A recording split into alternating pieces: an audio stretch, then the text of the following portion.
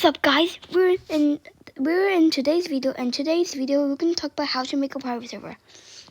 So first, go to Roblox and go to whatever game you want. I'm in Dandy's World.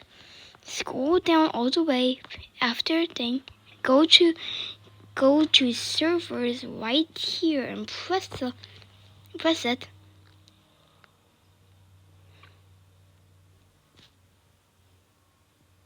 You should have this that says free and says it create the private server. Choose whatever name you want to get, like I don't know, like Dandy's World, and after that you just buy now, and after that suddenly you should be able to go to the one. So you press join, and after that, boom. Now nobody has to annoy you again in Dance World. That's gonna be it for today's video. Goodbye.